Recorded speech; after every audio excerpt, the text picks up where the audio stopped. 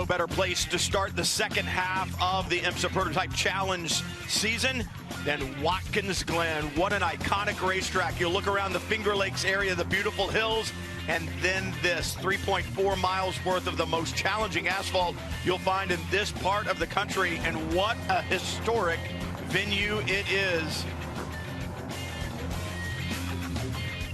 These cars should be absolutely awesome around this racetrack. Good horsepower, good aerodynamics, good grip from the tires, and the battle should be intense. Where is Watkins Glen? Well, just north of the border on the southern side of New York State at the bottom of the Finger Lakes. Lake Seneca, the longest of the Finger Lakes, 3.4 miles, 11 turns, and some great passing areas on this racetrack, and some areas that are historic by name. The inner loop, turn 8, the heel of the boot, and turn 1. Those are also good passing areas, but anywhere you can get it done here at Watkins Glen. Also into the toe of the boot, you can get a pass done there. Tricky, a lot of uphill, downhill, very smooth. Racetrack was repaved several years ago, and Jeremy Shaw, my partner for this broadcast, as per usual, this is the racetrack everybody wants to drive on. Well, it really is. It's a super challenge here, 3.4 miles around, super old school, very, very challenging, particularly in the wet. They've had some wet, all the practice sessions, both practice sessions, I should say, were in the wet, so that was pretty tricky. Qualifying was in the dry. It looks like dry now, but there's certainly a threat of rain during this 1 hour and 40-minute race. You look through the field, 16 of the LMP3-based prototypes will take the green flag today. And we've seen good battles throughout, but I look at the different racetracks we've been on, Daytona, Sebring, Mid-Ohio, they all have some similarity to Watkins Glen, but it's really kind of its own beast. It's a longer racetrack like a Daytona or a Sebring, but it has elevation, which they don't. Mid-Ohio had elevation and a smooth racetrack, but not nearly as long as this, Jeremy. Yes, right. It's a very different challenge here at Watkins Glen, but perfect conditions, ready for the start like it. That's always good to see. Well, I know there's showers in the area, and that's a concern to everyone. We had heavy rain here yesterday. It's one of the reasons why I think the countryside looks so lush. They certainly have had plenty of rain here, and the lights are off on the Cadillac pace car. It's the field behind working to get temperature in the tires. And Jeremy, I talked about 16 cars. They're different, actually 2 different classes in the IMSA Prototype Challenge.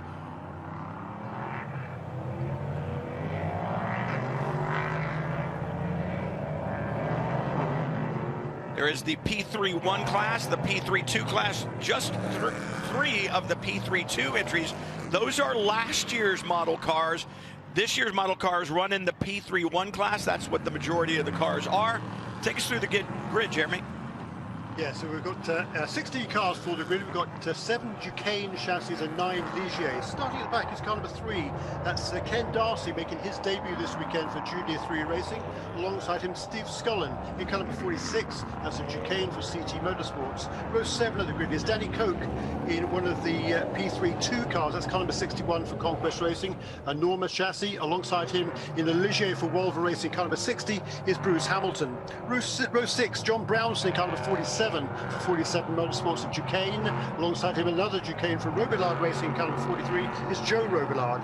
Row 5 on the outside is a pole sitter in P3-2. That's Anthony Lazaro making his return to the series for Sean Creech Motorsports in Ligier, car number 24. Car number 33, Ari Baylog for Junior 3 Racing will start that to Ligier, car number 33 from the 9th position.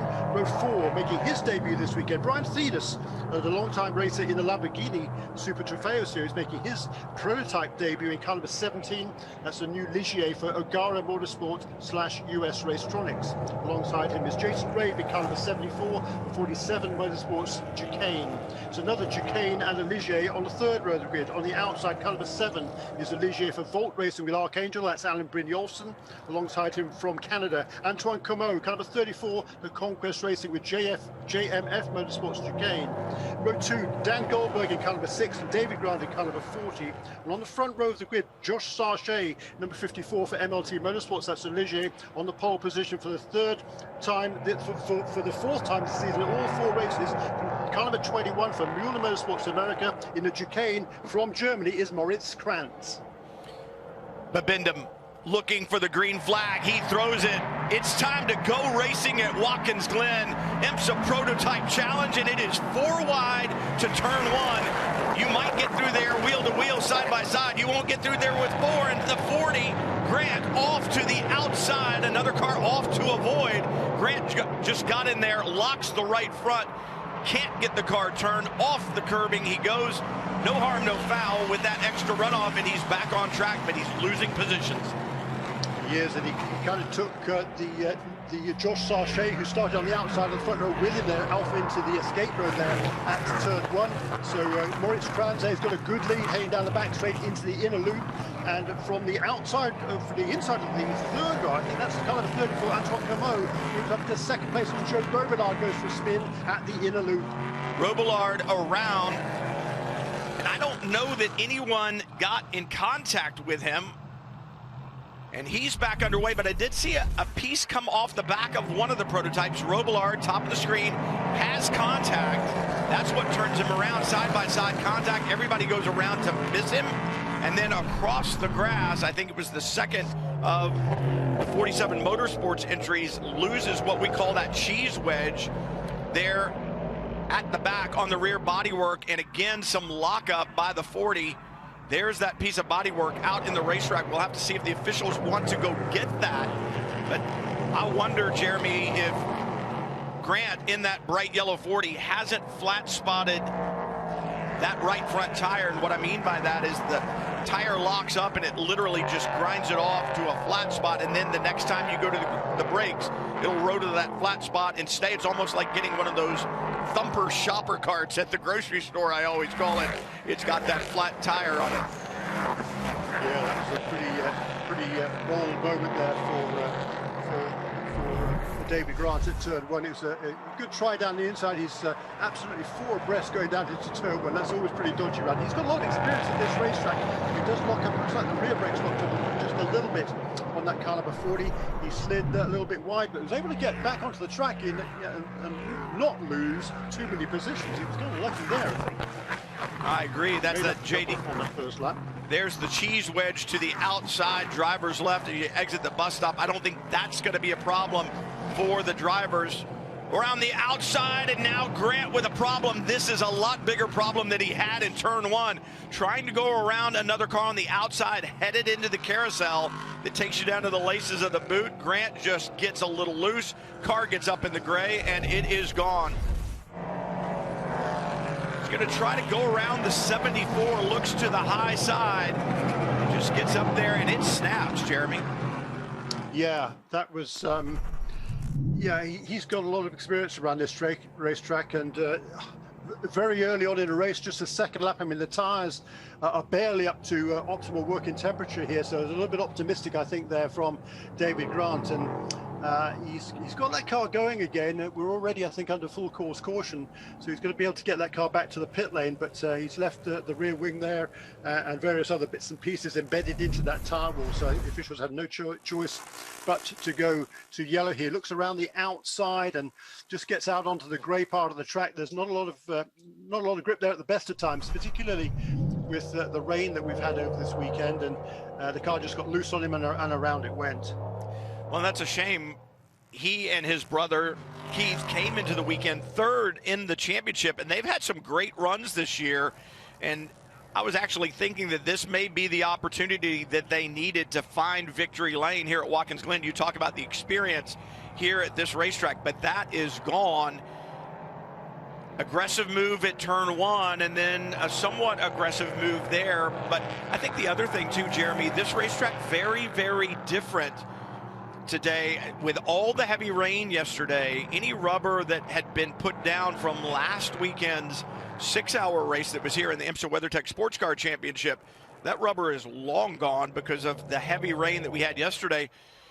And I'm not going to say it's not going to rain before this one is over. An hour and 45 minutes is the length of an IMSA Prototype Challenge event, and there are certainly showers in the area, but what this full course caution will do, Jeremy, is allow drivers like Joe Robillard to get back with the pack. It'll draw everybody back together, and that's the good news for not only Robillard, but Stephen McAleer, who will climb in behind the wheel of the 43 when pit stops happen. Indeed, and unfortunately, the Carnival 3, that was Ken Darcy, who was supposed to start that Junior 3 racing at Ligier from the 16th position. I don't think he took the start. I'd heard on the pre-grid there was a slight water leak on that car. They were struggling to try and get it ready for the start of this race, and that car appears not to have taken the start. So that's most unfortunate for that team. Ken Darcy, who's been driven all sorts of different cars over the years, and Mark Sherrin, who's a vintage racer, was supposed to be making his debut in that car for this weekend. Looks like that won't, that'll have to be delayed. That's just, yeah, they were facing an uphill struggle here as well, with the lack of track time as due to the rain in the first two sessions yesterday, but disappointing for them not to be able to take the start. And disappointment as David Grant pulls up and into the paddock in that stricken number 40. One of the things I love about Prototype Challenge is the diversity in the field, and there's so many different stories amongst the 16 entries that showed up to run this weekend. It's almost like moving into a neighborhood where you've got these nice new homes and they're all very technologically advanced, and one home may have a young family in it where the mom or the dad is a corporate executive working their way up through, and they've got bigger plans for bigger houses down the road. And somebody else may love the neighborhood and they've finished their career and they've retired and they just want to be in something a little more maintenance friendly, and it's still a wonderful home, but it's not as big as the one that they used to live in or that they could live in. And it's the same thing with the drivers in this category. In the Prototype Challenge, you've got young drivers that are trying to work their way up, other drivers that have raced for years who have just found a home here. Technologically advanced race cars, state of the art. The maintenance on these cars is lower than what you would find certainly on a DPI or an LMP2 car, and so it's maintenance friendly, but the performance is stellar, and it's one of the reasons that they love to run in it. So I think the stories here are awesome. Yes, some of these drivers want to move on, others have found a home, and this is where they want to be. It is a great mix of drivers, and you know these cars have a pretty serious performance. The average speed around this 3.4 mile racetrack in qualifying was over 120 miles an hour. Yeah, average speed over 120 miles an hour. They're pulling well over 165, 170 down the back straight. So plenty of speed here. The final couple of corners, turn 10 is just a slight lift of the throttle. Turn 11, the final corner leading onto the front straightaway here by Pitts. That's just a breathe on the brakes, just a slight dab of the brakes. So super fast, and there's a great mix of corners here at this Watkins Glen International Racetrack. V8 power in the back of the chassis, both a Ligier and a Duqueine, so two different chassis manufacturers, and you can somewhat tell by the nose on these cars. If you get a good look at them, the Duqueine is a slightly more square center section at the nose, and the Ligier a more rounded area on the nose in front, and you can kind of get an idea. And what we've seen throughout the development of these cars over the last several years, each seems to have its strengths and weaknesses. There were some changes made when they went to the new car, and the new model car was brought over and debuted this year here. It seems like the car is a little more equal, but they still have their own personality. The Duqueine chassis that Maurice Krantz pilots out in front, the 21, that light blue and white 21, a Duqueine chassis. You can see that somewhat pointier nose, seems to be a little bit quicker in a straight line. That's what a lot of the drivers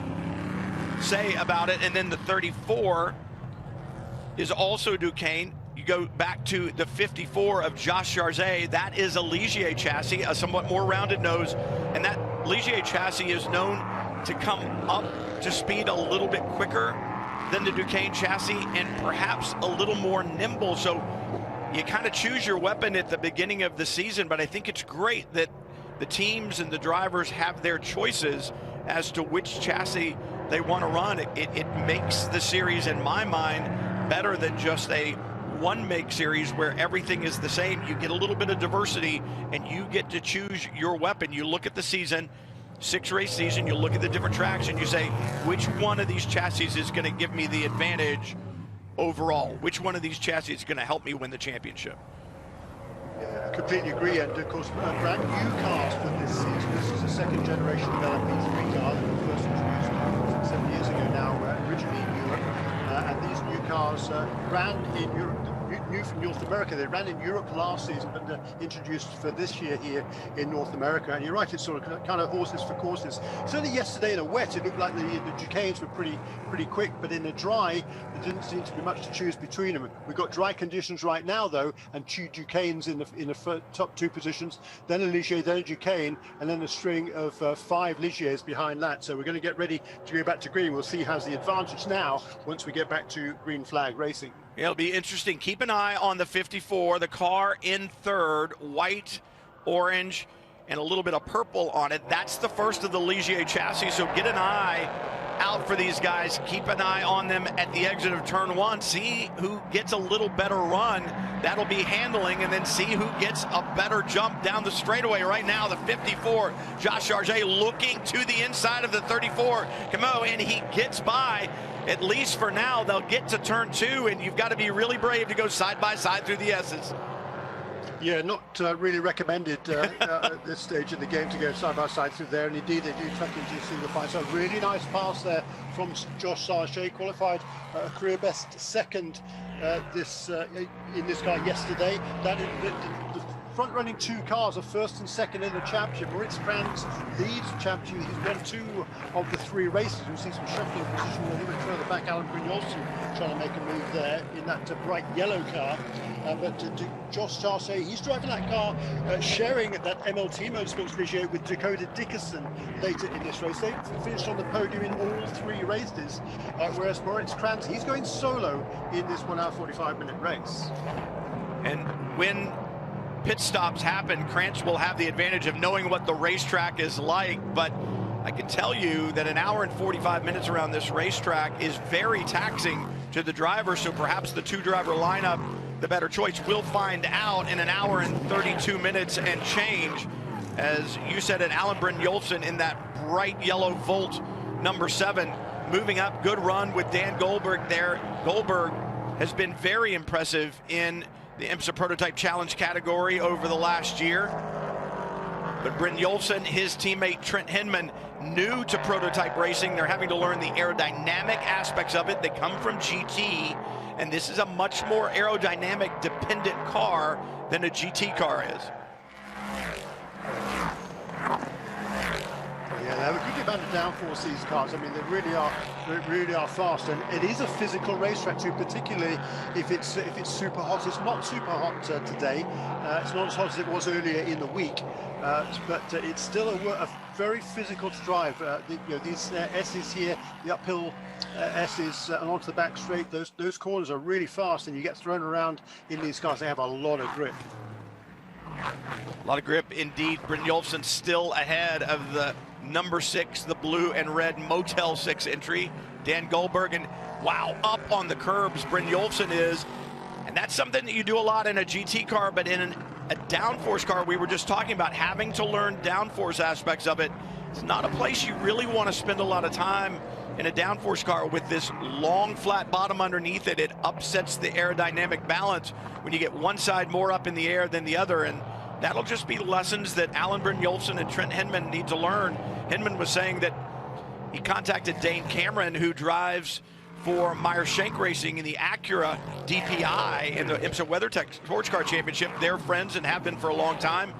Called Dane and just said, hey, give me some advice. We're going to a high-speed racetrack where the aerodynamic balance is going to be critical. How do we do this? Give me some pointers. And Dane was very open with explaining to him what he needed to work on, what they should look for, and the nuances of an aerodynamic car. It's not just get in, mash the pedals, turn the wheel, and go. No, it's not, is it? There is quite a fair bit of thought that has to go into driving these cars and getting the most out of them. Completing lap 6, then that's a new fastest car on the track that time around was the second place car of Josh Charget. He closed in by 2 or 3 tenths of a second of a lap on Moritz Franz last time around. 142.869 there for Josh Charget in that second place car. And he's certainly got his eyes set on that car ahead of him. So it's Duquesne that leads. So Ligier now in second position. Antoine Comeau, he's pretty much on his own in third position. But Alain Brignolson, having made that pass for position in that bright yellow Volkswagen with Archangel Ligier, he's got his mirrors absolutely filled with the Motul 6 entry for Performance Tech Motorsports. That is Dan Goldberg right behind him. A lot of experience in type for Dan Goldberg, and we were just talking about very little experience in type for Alain Brignolson, although he and Trent Hinman did win the second round of the championship at Sebring. I think of Sebring, with the exception of turn 1 and then turn 16, 17, is not a real aero track. Jeremy, it's a track where there's a lot of 90-degree corners and a lot of lower speed corners where the aerodynamics have less of an effect on the car, and so you rely on them a little less. But here at Watkins Glen, long sweeping high-speed corners, even turn 9 there, the left-hander back onto the short course, even though it's a lower speed corner, with the undulations in the road, you need the aerodynamics to help hold the car down. And right now, Dan Goldberg sights fixed on that rear wing of Alain Brignolson in the 7 just in front.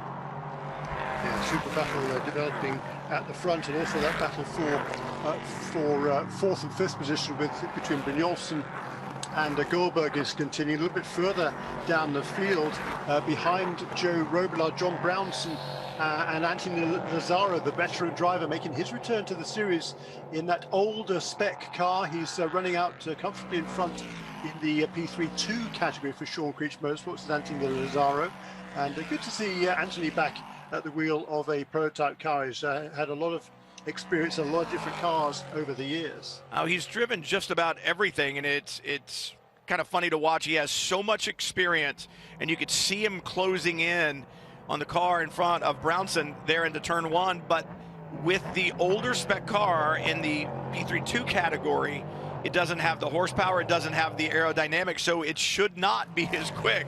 But Anthony Lazaro just wringing the neck of that 24 right now, and I saw him actually at a karting event in Mid-Ohio a couple of weeks ago, and he was like, yeah, I'm going to drive a 250 shifter kart. I haven't driven one in a while. It seems like it'd be a lot of fun, and spends a lot of time driving vintage cars, driving vintage Formula One cars, you name it. I remember when Anthony was running in the Atlantic Series, and he would show up at racetracks and win, by the way, with his Atlanta car on a flatbed trailer when everybody else was showing up in their big transporters with their really large budgets. Anthony Lazaro was wrenching on his car and hauling it on a flatbed trailer. So come a long way. Super talented guy, very friendly, and very fast. And you can watch him through the corners in that black and red 24. Just in front of him, the 47 of John Brownson. And we talked about it, 2 different classes, but he gets through the corner a little bit quicker. 47 pulls away a little bit on the straightaway, but in the braking zone, especially down here in turn 1, he'll just close in, but then there's nothing you can really do about it as they come off the corner, because the newer spec car, a little more horsepower, a little better aerodynamics, will pull him by the time they get to the bus stop. Yeah, that's right. Anthony, he's just out there. He's not thinking about classes right now. He's just having fun. Exactly. He's just thrilled to be back at the wheel of an IMSA, a car in IMSA competition. He loves this series. He's had a lot of success, as you say, in different series over the years, and he's just relishing the fact that not only is he driving a race car, he's driving a competitive race car, and he's got 2 guys right in front of him who he wants to overtake. Well, absolutely, and think about the pedigree of these LMP3 cars. Not only do they run in IMSA Prototype Challenge, but they also run this year in the IMSA WeatherTech Sports Car Championship, and I think that class in WeatherTech has been a success. So for a driver like Anthony Lazaro, we talked about this earlier, what drivers use this series for. Some use it as a home, some use it to get eyes back on them, or to, if they're young drivers, to get eyes on them in the first place. And Anthony Lazaro is one of those drivers who impresses, and you show up on a weekend where IMSA WeatherTech paddock is here, the Michelin Pilot Challenge paddock is here, and you impress in Prototype Challenge, maybe you find other opportunities in the IMSA paddock. Yeah, I mean, it's amazing. I mean, Anthony's been around the sport a long, long time. He's no spring chicken anymore. But what he is a bronze-rated driver. There's a ranking system for sports car racing in general. There's a platinum, gold, silver, and bronze in that order, which is basically generally in terms of experience or achievements. But once you reach a certain age, you're kind of downgraded a bit. And even though Anthony Lazzaro is a bronze-rated driver, he is super fast, and in series which require a bronze-rated driver, such as the IMSA Prototype Challenge, which we're watching right now, they can be a pretty good commodity, particularly a fast bronze driver, which Anthony Lazzaro most certainly is. And hats off to John Brownson as well. He is 67 years old and just loves to race. A former IMSA Lights Masterclass L1 champion in 2008. Ran some Indy Lights races in 2008 as well. So he's a guy that just loves to race. So does Maurice Krantz out in front, and Josh Sargent in the 54. It's Duquesne versus Ligier. The gap 1.13 seconds at the line the last time by, and Sargent had kind of closed a little bit on Krantz, but I think that gap has stayed the same, and it may actually extend a little bit this lap, Jeremy. And think about this. Maurice Krantz does not know a single racetrack that he will run on the 6 races in the IMSA WeatherTech or in the IMSA Prototype Challenge Championship this year. He's not been to any of them. Yes, out to 1.4 seconds this lap for Krantz over Sargent. He knows none of these racetracks. The weather yesterday was dreadful here. I mean, massive downpour, so you can kind of get an idea where the racetrack goes, but you don't really learn it well and what it's like in the dry until you get a chance to run on it. And so those first chances to really do numerous laps around Watkins Glen for Maurice Krantz are right now during this race. Yeah, the only track he'd been to before was Daytona. He did a Pilot Challenge Series race several years ago in a Porsche, but you're right, all the other tracks are brand new, and he's clearly a very fast learner. Of course, this is a guy, though, who's done most of his racing, or a lot of his racing, at the Nürburgring. On the Nordschleife. He's an absolute expert around that racetrack, and look, if you could get that racetrack down, pretty much anything else is a doddle. And Maurice Krantz, he has been a very fast student. He's driving that car solo, which is kind of a blessing and a curse. You were talking about it earlier on, the fact that it is very, very physical around here, but also when he makes his pit stop, he's going to go back out onto the racetrack after making that mandatory pit stop. And he knows how the car is handling. He knows what the track conditions are like. Whereas anybody climbing into a car, they've got to learn just a few factors about how the car is handling and what the track conditions are like. So it's definitely a benefit to be able to drive this race solo if you have the physical endurance. This battle has stayed close as well. Alan Brynjolfsson in the number 7, Dan Goldberg in the number 6. Onto the front straightaway right now, and Goldberg not letting Brynjolfsson get away. And I think about the pit stops and who these cars will be handed over to. And then for Maurice Krantz, he's going to have another challenge altogether because Trent Hinman will take over in the 7.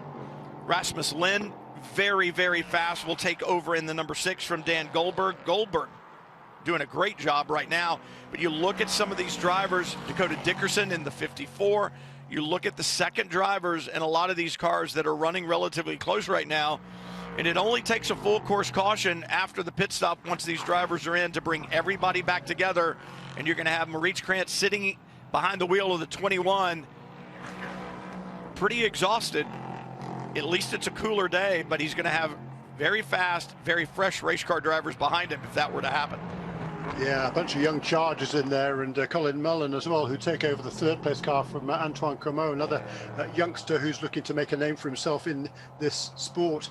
But Maurice Krantz, he's making hay while the sun shines, quite literally here at Watkins Glen. He's pulling away each lap. Each and every lap so far in this race has been faster than the previous one.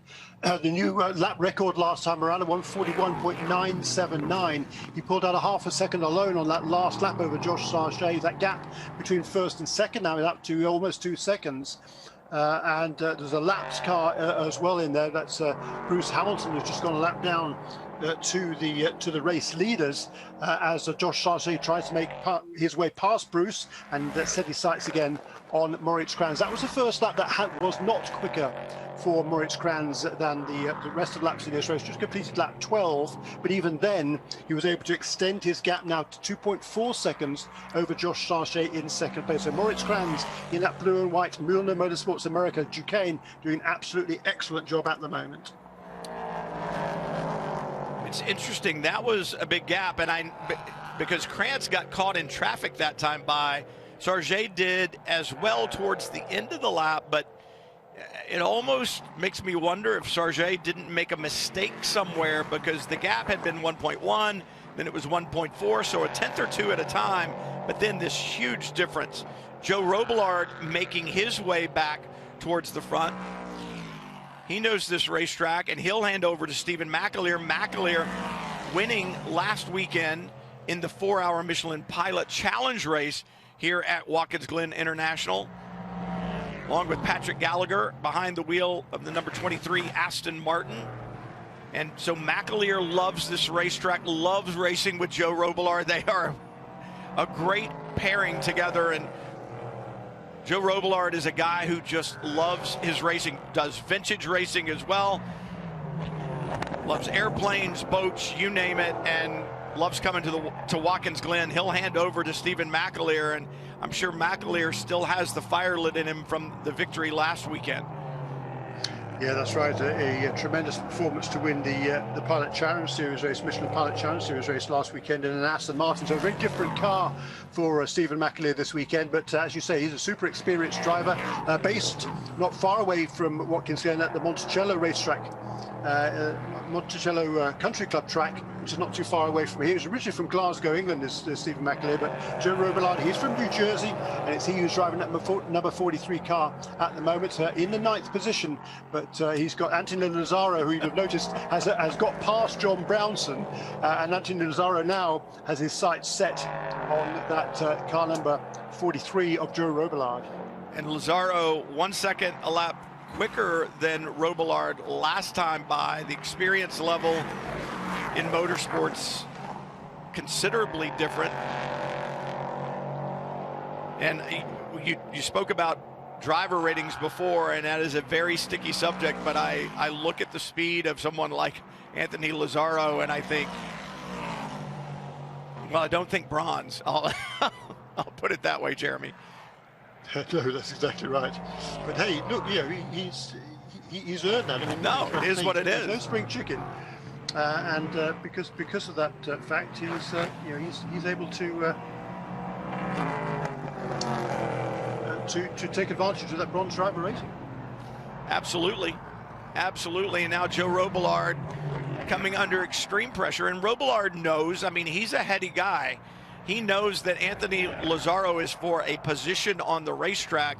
It's really not going to take points away from him in the LMP3-1 category, because that's a different class car. And even though we don't have two large classes in Prototype Challenge, you still need to understand who it is that you're racing with and decide what you're going to put on the line if you're in a battle with somebody who's not in your class.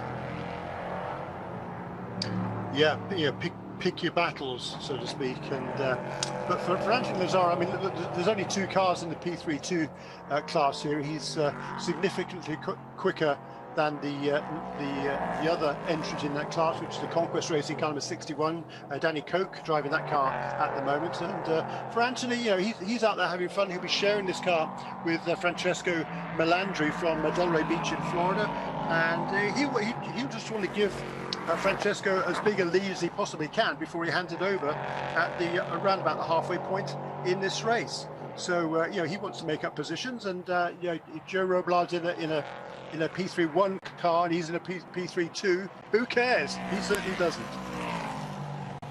Yeah, exactly. I mean, Anthony Lazzaro, as you said, you've got a teammate to hand this car to, and the farther out in front it is, the better off your teammate is going to be. That's what you were hired to do. So yeah, Anthony Lazzaro is going to drive that car to the front. Alan Brynjolfsson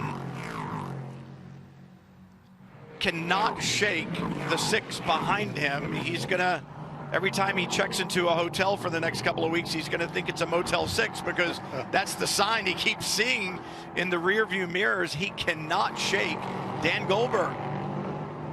Yeah, and Dan will be kicking himself for having allowed or having enabled in some way Brynjolfsson to make that move on that first lap of the race, because he's now kind of stuck behind him. They're both going to come up here to put a lap on Bruce Hamilton as they come out of the final corner. I don't think Hamilton held him up at all there. So that was a good clean run through that corner. The next car ahead of them is about 5 seconds down the road. That's Antoine Comeau in the second position. And by the way, Josh Sarchet, he's got a new lease of life. That second place car, he's just reset the fastest lap of the race. The gap from first to second is still over 3 seconds, but Sarchet is on the move.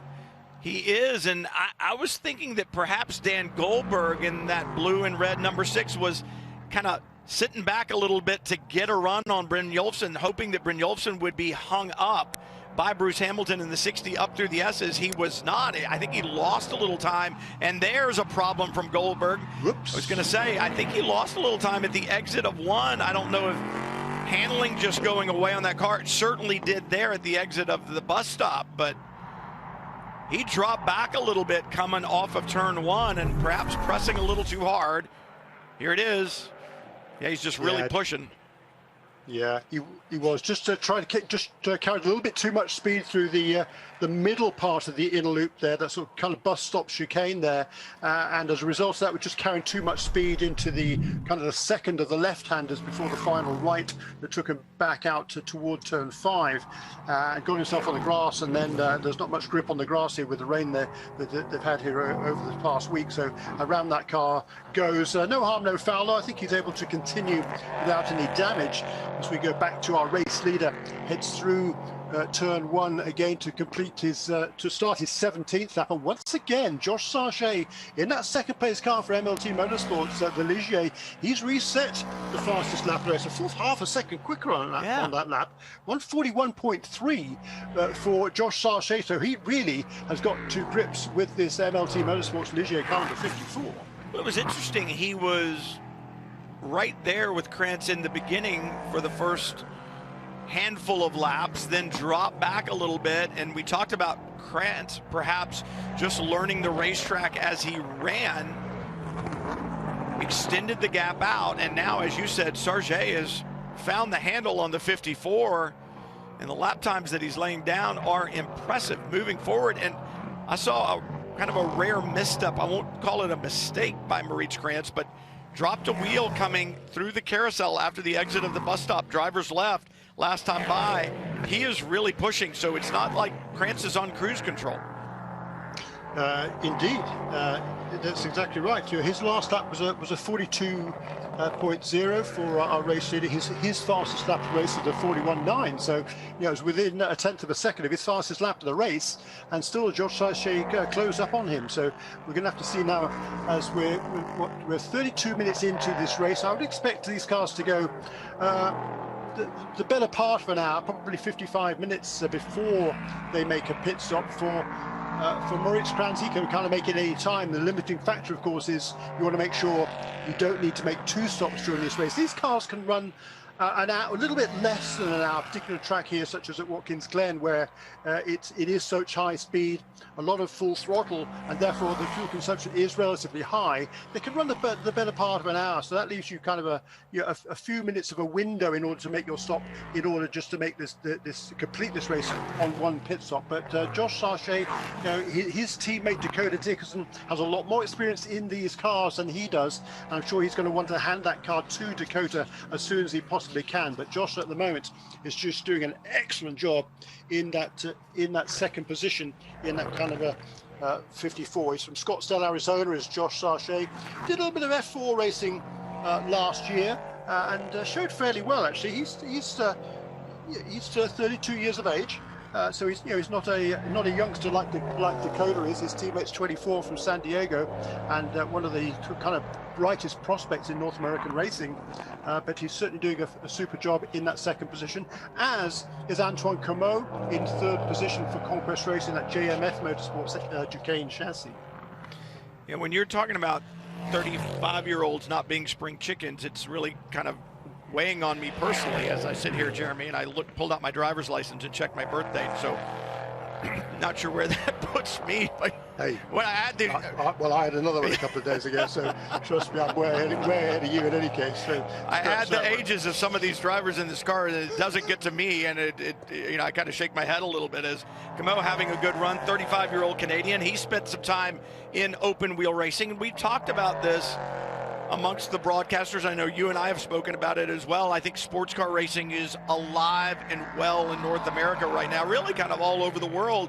And it's because of sanctioning bodies like IMSA, classes like IMSA Prototype Challenge. It gives opportunities for young drivers on their way up and experienced drivers like we talked about a little bit earlier. And classes like this have attracted drivers who had tried to ply their trade in the open wheel ranks and just said, hey, you know what? I think there's a future in sports car racing. And for a lot of those drivers, there certainly is. And as we said earlier, they've found homes throughout the IMSA paddock and certainly here in Prototype Challenge. Yeah, it's cool to see, and there's some more lapped cars now for the leaders. Moritz Kranz to dispatch. That just is Steve Scullin, who's running in the 12th position overall. Steve did a nice job there going into the toe of the boot to keep out of Moritz Kranz's way. And Moritz Kranz, by the way, he's upped his game. He set his best lap, not on the last lap, but the lap before, at a 141.8. So that's a tenth of a second quicker than he had gone previously. But Josh Sarchet, he's still turning some very, very fast lap times. He's got the gap to the leader down from 3.3 seconds as it once was, now to just over 2 seconds as he comes up to try and get past Steve Scullin. He's not going to be able to get him in turn 10, perhaps turn 11. Indeed he does. To the inside. Up the inside and then to the apex curbing there, and 11 onto the front straightaway. Krantz, I think, had a slightly easier job of getting by, but one of the things I'm noticing on the 21, that light blue and white 21, our leader, to me, Jeremy, it looks like the car is beginning to move around a little bit more, and you would expect that. We're well into the race right now, 36 and a half minutes in, but even when he was going past lap traffic in the toe of the boot, a slightly earlier turn-in, it tells me maybe he's not comfortable with the car at turn-in, and the 34 now with a problem. We talked about Antoine Camo and the good job he was doing, but off at turn 1, a spin there, and that's going to drop him. Brynjolfsson in the bright yellow 7 slides by, so Brynjolfsson will move up to a podium position, and the 34 will slide back at least 1 spot. Still a long way to go. Let's see what happens. Just get the tail end of it. I believe it was on his own, Jeremy. Probably just carried a little too much speed in, lost it just before the apex. So he was around before he got to the apex and won. Gets the car back underway. Hopefully he didn't flat spot the tires and will be able to pick the pace back up. But I was saying about Moritz Krantz, I'm wondering if the handling of that Duquesne beginning to go away just a little bit. But what happened to Josh Sargent? Did traffic drop him that far back? I didn't even see him in the shot, and he's 5.3 seconds at the line the last time by. Yeah, the previous lap, coming through turn, he made the pass into 11. I think he had to lift off going to 10, so that cost him a fair bit of time. I think it just cost him momentum more than anything else. And Moritz Kranz, he's still turning consistent laps, so 142.1 last round. Moritz Kranz has just reset the fastest lap of the race at a 141.264, so he has really got his act together now. And there's a replay of that explains it. There's the problem. Second place car of Sarchet way over the curves at the exit of the inner loop. That's cost him a lot of time. And another problem for Camo, the 34 off and stuck in the gravel, and all the work that Krantz had done to build that lead is going to go away, because this, I believe, will bring out a full course caution. That is in turn 8, and what's he doing? He's embedded the rear wheels now in the gravel. He's not going to be able to get out of there without a tow.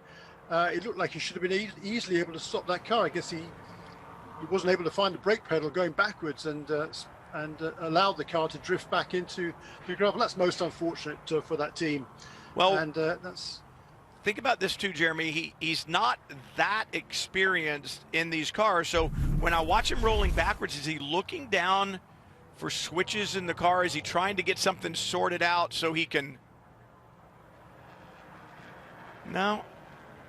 I think he's just unaware that the gravel is back there. But I don't know why he's not on the brake harder than that, and he's high-sided now. That's going to be a problem. Yeah, there's going to be a problem, and that's exactly what he didn't want. If he brought out the caution but not lost at least one lap, that would have been kind of okay, but he is going to lose at least one lap now, and this caution period is exactly what everybody else wanted other than Moritz Kranz, who just obviously taken a fair bit out of that car to turn what for him was well, his previous best lap was a 141.8. He just turned a 141.26. So either he was just kind of cruising in the first part of this race, which I think he probably was, and then with the pit stops kind of looming, we're 40 minutes into the race. So anytime from maybe 5 or 10 minutes from now, another 4 or 5 laps, you could think about making a pit stop. But now, he's that lead that he'd built up over the second part goes up to over 6 seconds as a result of that off for Josh Sarchet at the exit of the inner loop. That is going to be absolutely negated to nothing, and he's got a whole string of cars behind him when we get ready for the restart. And we talked about the fact that pit stops are kind of looming. The teams are not, I believe, able to make their stops under yellow, or are they nowadays? The pit lane is closed right now. Yeah.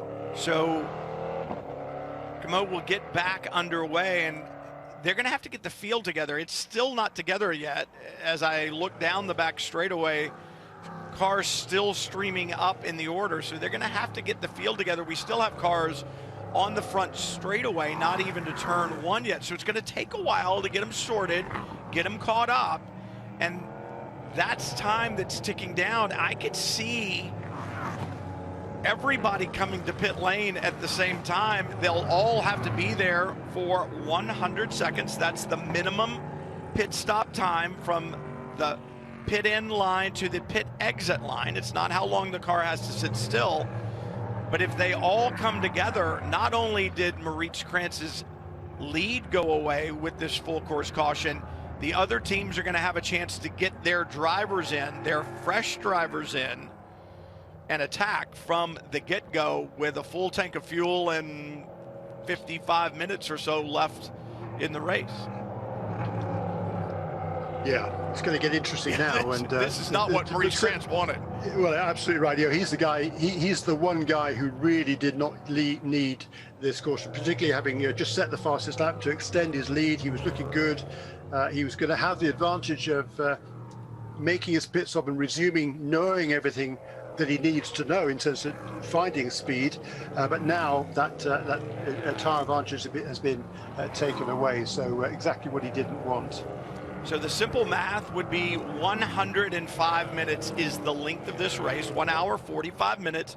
So 105 minutes, divide that in half, you get 52 and a half. So that's halfway. If you split it there, you can pit. Well, you can go a little further than that. So probably 55 to 57 minutes on a full tank of fuel. That's just one more caution lap away. I think these full course caution laps are well over 2 minutes, and the pit lane must be open because cars diving that direction right now. They think they can do it. The leader is one of them, the 21, followed by second place, followed by third place, the 21, the 54, the 7. They have all pitted for Moritz Kranz. He'll sit inside the cockpit of that Duquesne chassis, and he's going to heat soak a little bit because without any air moving at all, it's going to be toasty in there. For the other drivers, they will do their driver changes. Dakota Dickerson will climb in behind the wheel of the 54. Trent Hindman behind the 7. Other cars to pit road. The 60 is in. Moritz Kranz is going to have a fight on his hands. Fuel and 4 Michelin tires. So we'll have fresh tires when he goes back out, but this is a brand new ball game here at Watkins Glen. And the good news here for particularly for Antoine Comeau is the fact that, all the cars that were one lap down, which were number 61 and number 46, excuse me, and number 34, were able to stayed out on the racetrack. So for right now, they are on the lead lap, or back on the lead lap. They'll be at the tail of it as they come around next time around. And if we stay under caution for a while, and if the number 34 car and the other guys can make their pit stops before we go back to green and somehow perhaps stay on the lead lap, then that would be a big bonus for them. Well, now this is going to bear some watching, because the 54 has gotten out in front of the 21, but did he have to slow at pit exit to not be under the 100-second pit lane time? So there was a lead change there, Jeremy, but we saw something like this last weekend, and it was problematic for the car that came out. It's your job to make sure that you complete the pit stop in 100 seconds or more, but I don't know if you get released too soon, then you need to slow down. But if you slow down and you impede somebody else's progress, that's a problem. Here's the race off pit road. 54 clearly in front, but it looks like Krantz really closes in and pushes hard right now, and it's I don't think so. I think the number 2. I was looking at the first and the third place cars there. They look to be fairly equidistant. So there's another angle of this. You can see the distance between the first and third place cars. Now he's closing in. Car is in second. He's closing in there. Yeah. But look where the third place car is. He was pretty much equidistant, I think, to number 54. And just looking at the pit stop times here, it shows that for Dickerson, 1 minute 41.285 is what it shows for him. For the car number 21, it shows 142.4. So according to that, he should be okay. Yeah, these minimum pit stop times are really challenging when you think about it. You've got the mark from pit in to pit out that you've got to make, but in reality, you need to stay at pit lane speed when you're in that fast lane. You can't be slow. So it's to your box. You should do the stop. You should sit in your box until it's time to go. If they release you from your box and you get into the fast lane, but don't go pit lane speed, that's where the problem arises. And we can't see that. I mean, you just see, a little give and take on the speed back and forth as Comeau now in the 34. It'll be interesting to see if he can stay on the lead lap. I'm not sure how he could, but these caution laps are pretty slow, so he was there and in. This could be the saving grace for the 34 as Colin Mullen now behind the wheel of the 34. Yeah, the lap time for the race leader under yellow was what was it? It was 3 minutes or more, so 100 seconds. Yeah, that should give him time to get out and be back on the lead lap. The number 74 car stayed out on both laps. The number 17 for Brian Thenis and number 24, they'd also stayed out initially. That's Anthony Lazzaro, but they have now both pitted on this next lap, and there are those cars rejoining the racetrack. So number 34 car has made his stop, and I think is now back on the lead lap. So that'll be Colin Mullen, who's taken over that JMF Motorsports car run by Conquest Racing, and he should be back on the lead lap. So a big stroke of luck for that team. Good pit stop. And Colin Mullen, he's going to be at the back of the pack, but I believe he is going to be on the same lap as the race leader. He's got to hustle around now to catch up again. Looks like the lights might be out on the safety car, in which case we'll be going green this time. So he's got to hustle around to catch him up. So 56 minutes to go, and it is going to be a shootout. What has happened so far? Let's take you back to the green. A little race recap. Here's the start, the 40 down to the inside of the pole sitter. David Grant there in that bright yellow 40 just lights up the right front. Goes a little bit wide, then problems for Joe Robillard. Side-by-side contact into the bus stop. He goes around, car not damaged. He's back in the fight. So was David Grant, but exit of the bus stop gets a little wide in the carousel. Big damage to the back of the 40. They were third in the championship coming in. On the restart, the 54, Josh Sargé, power move up the inside. Antoine Cabot gets the job done. And then a problem for the 6. Dan Goldberg had been running well, putting pressure on Alan Brynjolfsson. He goes around in the bus stop. And then the problem for Cabot, 34, that brought out the full course caution. They've gotten him back out, and we are back racing in the 54 in front. Dakota Dickerson, a lot of talent, a lot of experience. He needs to put it all to play right here. Krantz has a look around the outside. Dickerson with the block, and now cold Michelin tires for all these competitors. Up through the S's, slides a little wide. This is intense. Wow, that certainly is. And for Dakota Dickerson, he's just getting fresh into that car, so he doesn't know how much grip there is on the racetrack. So he left his braking super deep for the inner loop. He's able to maintain the position, runs wide, and that was a really, really good job by Dakota Dickerson to hold on to that lead. In third place now, Trent Hinman. He knows how to win at this racetrack, and he's in the third position. Again, even for someone with the experience of Trent Hinman, it's going to take him a lap or two to really get himself up to grips with how this car is handling on this racetrack right now. And in the fourth position, another young charger, Rasmus Lind from Sweden. You watch these cars on the racetrack right now. The 21, Krantz goes around. And I think that's an unforced error, Jeremy. I think coming off the toe of the boot, he may just get a little wheel spin, and around he goes. We'll have to take a look and see if we can find out what happened, but we know the end result. Krantz was around. I was getting ready to say, if you live in the colder climates, you've walked outside in the dead of winter and you've had some of that black ice and you step on it and your feet kind of slide and you regain your grip and you find your balance and you stay upright. That's exactly what these cars are like right now. You saw it with Dakota Dickerson as he challenged Krantz at the start, was able to hold the lead, but going through the bus stop, it was just trying to retain his balance, keep the car underneath him. What happened to Krantz on his own? Indeed, Jeremy, just got that little bit of wheel spin coming off the toe of the boot, and around it goes. Around it goes indeed, and that could be a costly error, because in the championship positions coming into this weekend, the new point scoring system this year, he had a 40-point lead, did Moritz Krantz, over Dakota Dickerson and Josh Sargé. So he was looking to extend that lead.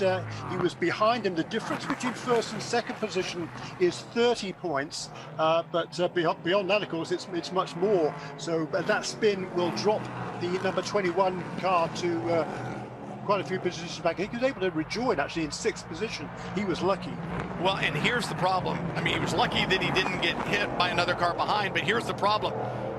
It's the A game that's in front of him now. The drivers who have stepped into the cockpits of the 6, of the 7, of the 43. They are the hired guns. Rasmus Lind, Trent Hinman, Stephen McAleer, Cangialosi in the 47. He's going to have to work harder to get by those cars than perhaps he would have had with the opening drivers for those cars. So not only is Krantz back in 6, but the job to get forward is going to be very difficult indeed. Yeah, it certainly is. And there was a pit stop, another pit stop there, by the way, for Garrett Grist in car number 33. He'd come out of the pit stops in the 6th position in that car, having taken over from Ari Balog, who did a nice job through the opening stint in this race. He's running in 7th, but Garrett Grist has just had a pit lane speed violation. Actually, no, that's going to be his second penalty. First of all, there was a wheel rotation while up on the jacks. That was a drive-through penalty. He's now got another penalty for a pit lane speed violation in car number 33. Also, pit lane speed violation for car number 60. That is Tony's Kazimets, who is back down the order, but back on the lead lap in car number 60. The number 60 and 34 and the number 46, they both got their lap back but had not caught up to the back of the pack when we went back to green. So they're a long, long way back from the leaders. They need another full course caution really to get themselves back in the picture. But boy, that lead for Dakota Dickerson, wow. It was 2 seconds. It's completely evaporated. It's completely evaporated. Trent Hinman, we talked earlier about coming to grips with aerodynamic cars. Well, it looks like he's got it sorted out. Third on the racetrack is Rasmus Lindh in the blue and red number 6. But he's got some damage to the left front dive plane, and he's also having a difficult time with the lap car in front. So he's trying to catch up with Hinman, but having a difficult time trying to get to that fight that's being waged right now by Hinman on Dickerson.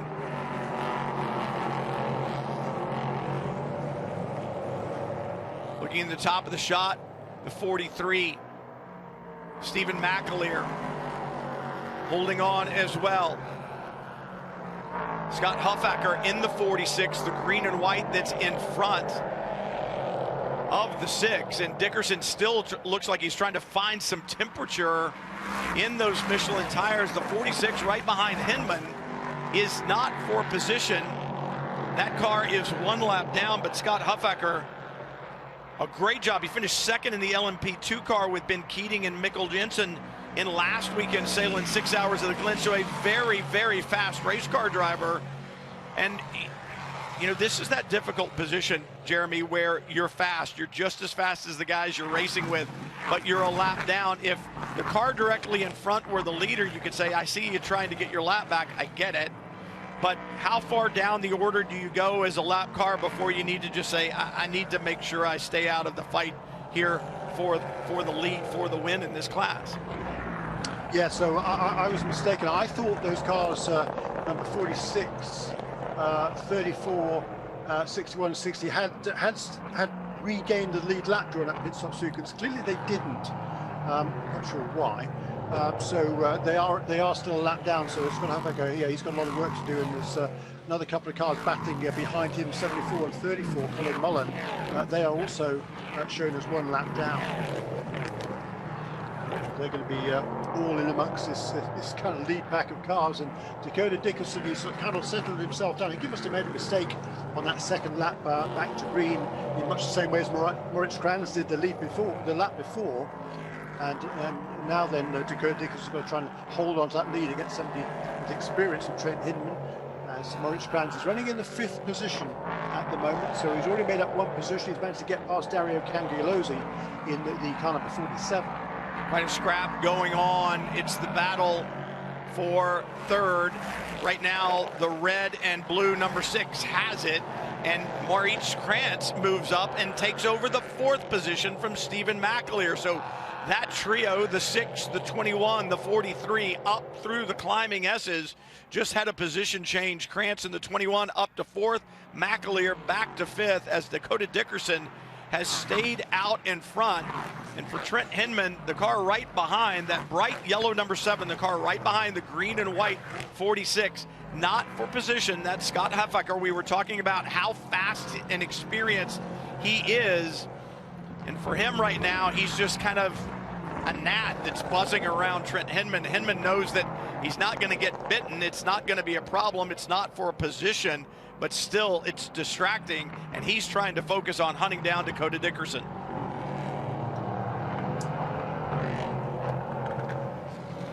Yeah, so still plenty of time to go. 46 minutes remaining in this race. It'll be, yeah, they should be able to get to the end of the race without worrying too much about fuel consumption, I believe. And Dakota Dickerson, as you say, he's now got himself really into gear here. And Trent Hinman and Rasmus Lindh, the 2nd and 3rd place cars. Actually, it was I think it was Scott Huffaker who's right behind Trent Hinman, the lapped car. Those two both ran wide there at turn 8, and track limits have been enforced certainly stringently last week. If you run wide over those curbs, that's a no-no, and that's going to get a warning from race control. If you do it persistently, you're going to get potentially a penalty for exceeding the track limits. I think the other problem with running off there in turn 8, there was a billboard. Somebody's already taken that out.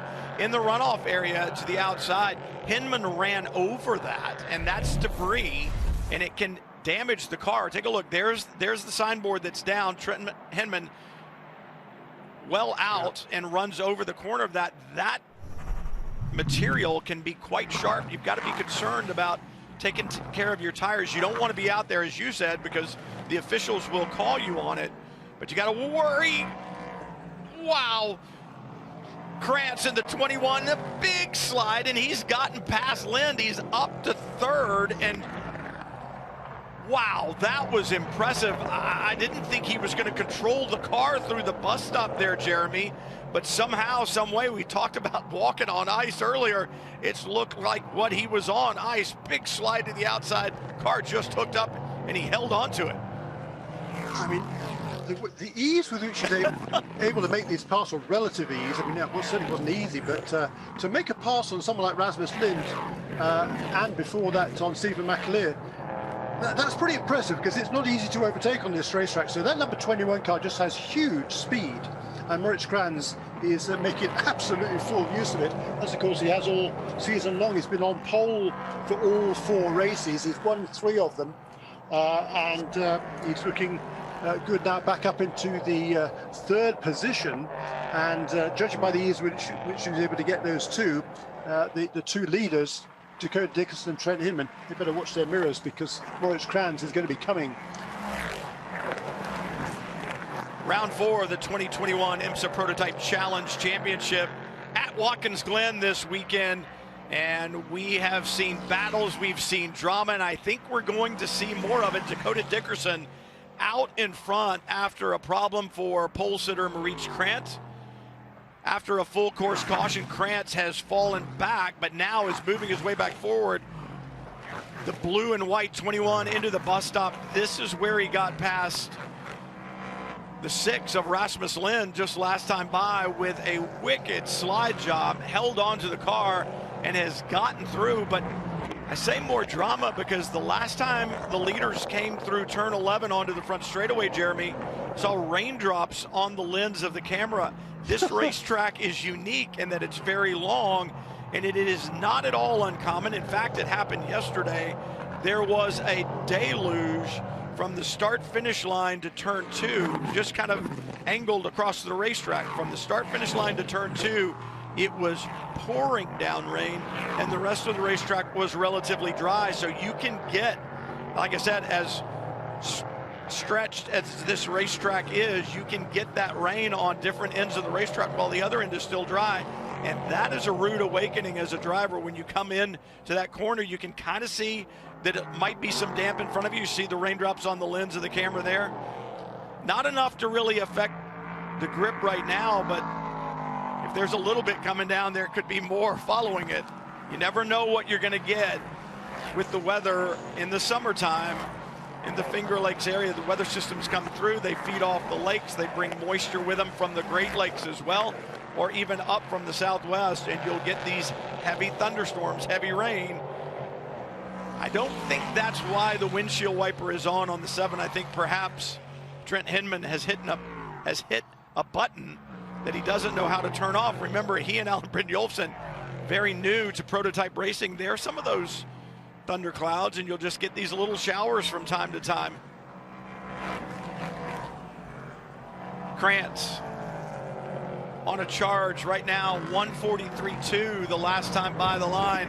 That is 0.6 quicker than the leader, Dakota Dickerson, 0.2 quicker than 3rd place runner Trent Hinman in the bright yellow number 7 Volt. Yeah, and Moritz Krantz now in terms of speed is in a class of his own.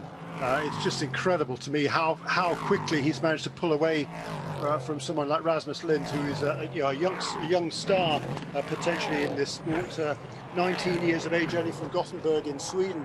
He came up through the Road to Indy Very impressively, he was second in his rookie season of the USF 2000, which is the first step rung on the road to Indy ladder. The following year, he moved up directly into Indy Pro 2000, which is step number 2, finished second again on both occasions behind Carl Kirkwood, who is very definitely a star of the future. He's a very quick individual. Oops, this is a, I think a. That's Jake Edson in the 17 making his debut in prototype racing. I see raindrops on the lens here. I don't know if the racetrack is damp. Not exactly sure how this pair got there, but it looks like it must have been synchronized spinning. Let's take a look. First car off, and then it's damp down there. Yeah, it is. Ooh. They both, gosh, that was close. Jacob Edson, making his debut this weekend. That's the car that was started by Brian Athenas. This week, he's had one test in that car, which was at Thermal Club in Southern California a few weeks ago, where the temperature was 110 degrees. He has had 0 laps before the race here this week. 0. Because yesterday, oops, and there's another big crash. That's Scott Huffaker, who's crashed as well at turn, I think that's probably turn 5. Yeah, I think that's turn 5. Big damage on the 46. Huffaker moving inside the car, looking around. I think he was just talking to the crew, his hand up on the wheel. I'm wondering, we've got either rain. Yeah, we got rain for sure. Or some other fluid, but I think it's rain. And now the 7 is off. Trent Hinman is off. That's the toe of the boot. That's exactly where Edson had his problem.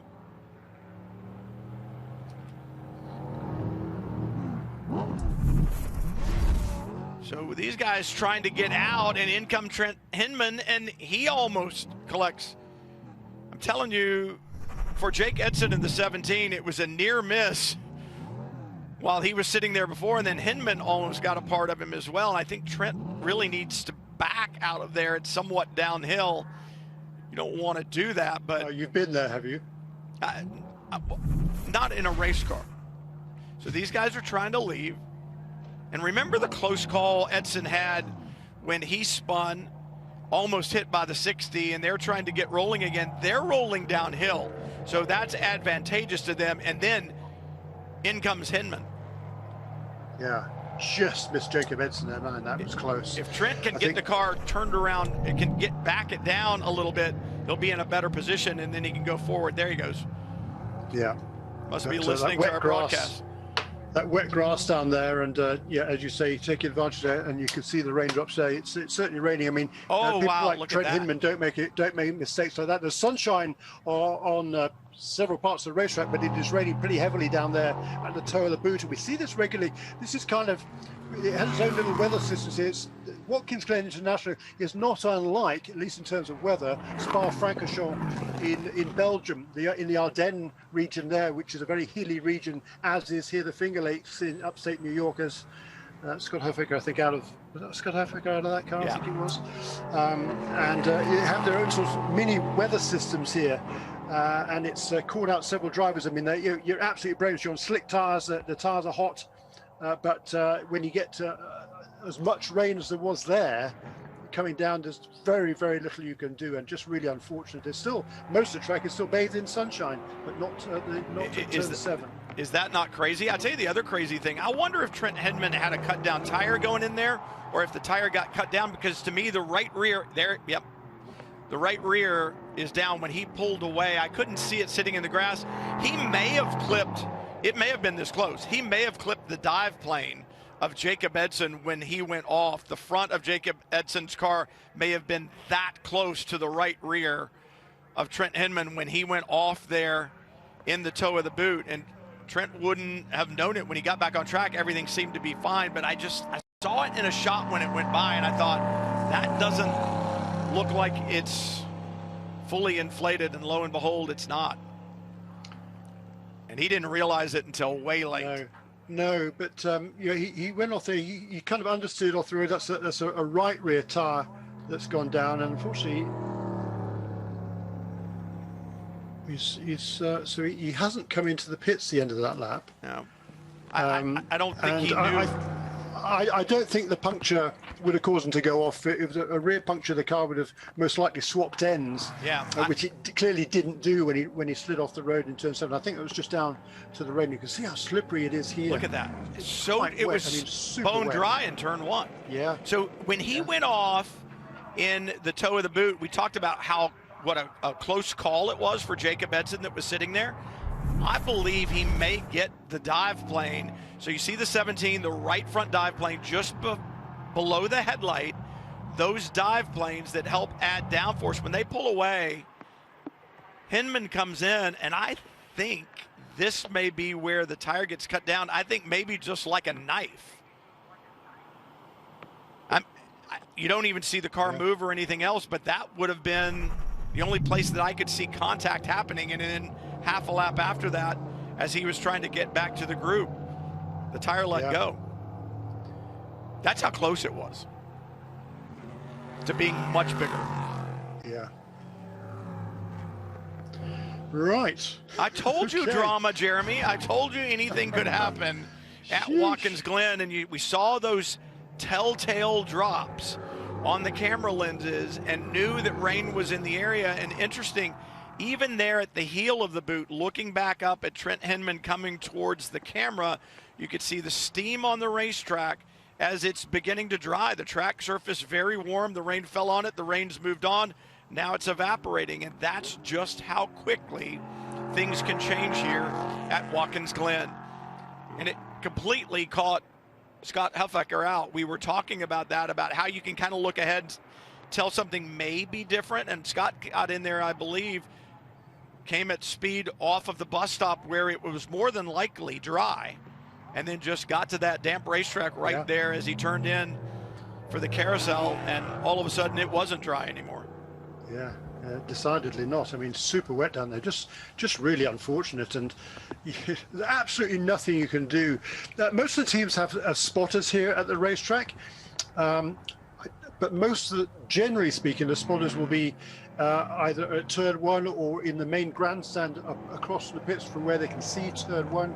They can see the S's. They can see the majority of the racetrack from the top of the grandstand. But what you can't see is the toe of the boot down the hill over the crest, which is where that rain all of a sudden hit.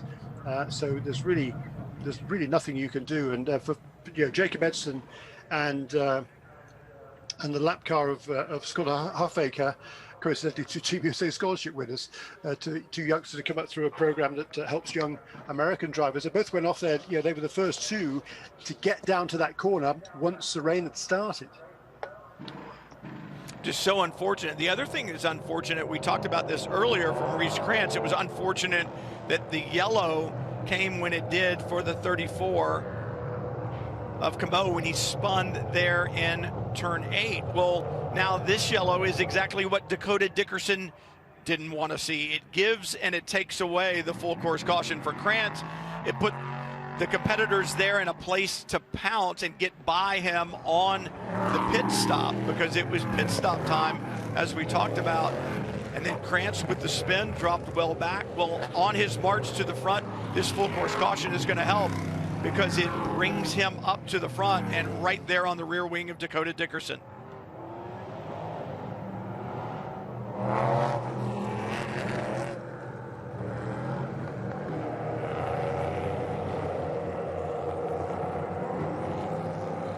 We talked about how big this racetrack, how stretched out this racetrack is, and how that rain catches you out. This is yesterday's practice. Look at that.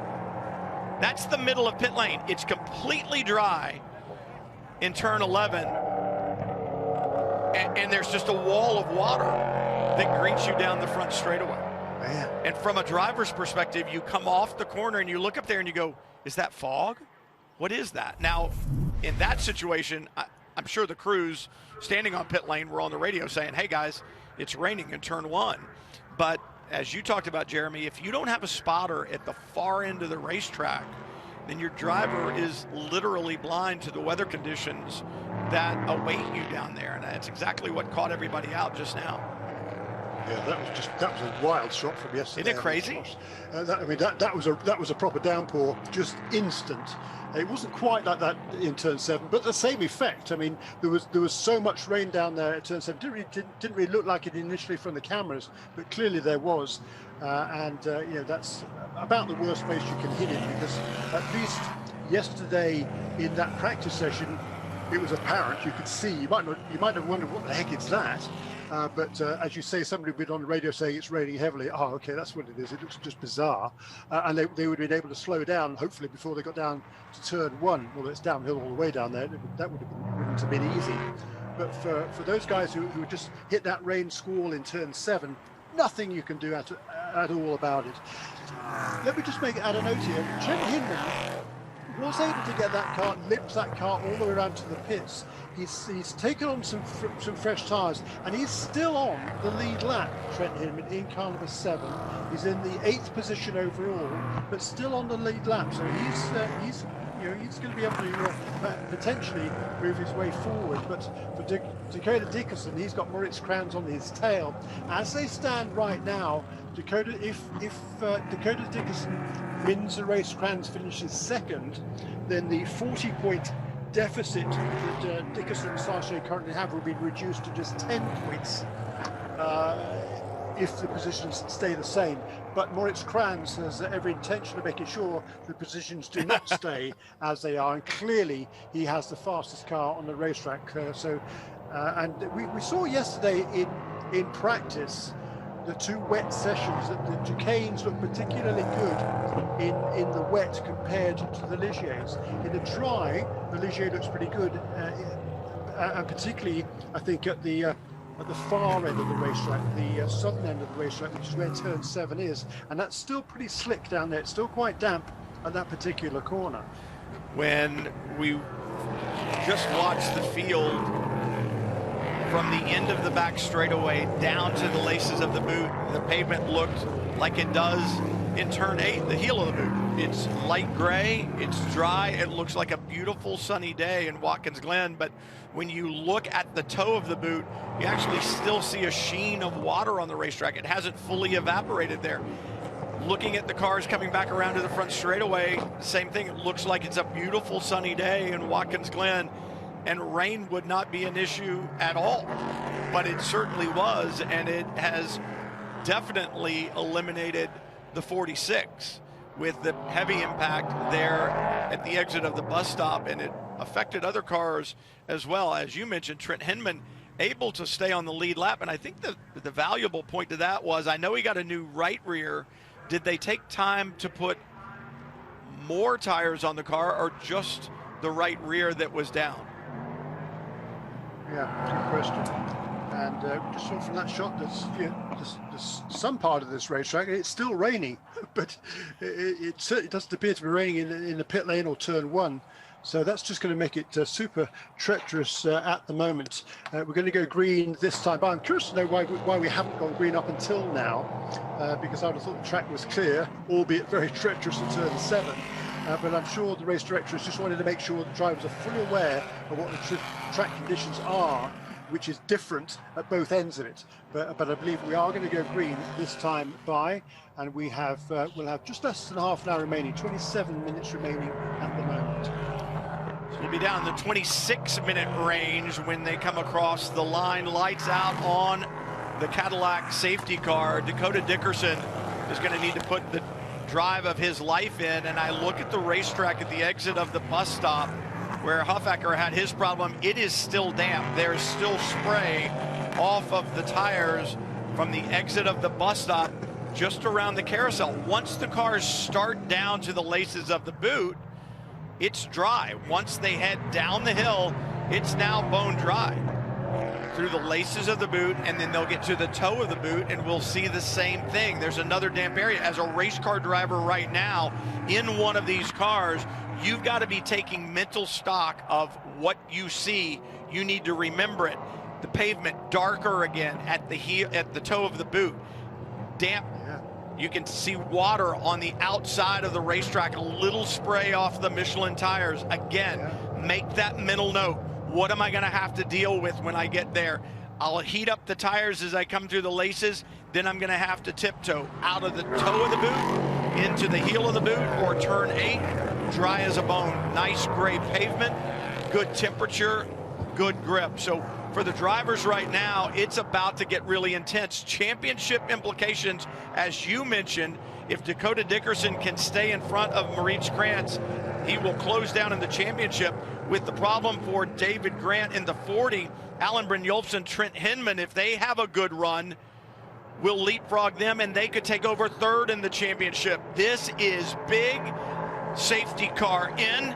Dakota Dickerson thinking, how do I play this game of chess? Where do I move my pieces? 26 minutes to go. Green flag flies. Dickerson on the gas down to turn 1. It's time to send it if you're Maurice Krantz. Do you get the job done here? Dickerson looking for temperature in those Michelin tires, moving the car side to side. You want as much temperature as you can get, not only for handling in the dry sections of the racetrack, but especially for the damp areas at the end of the straightaway. That's exactly right. It's bizarre. It's just, I mean, 200 or 300 yards just at the tip of the toe of the boot is the only part of this track that is wet.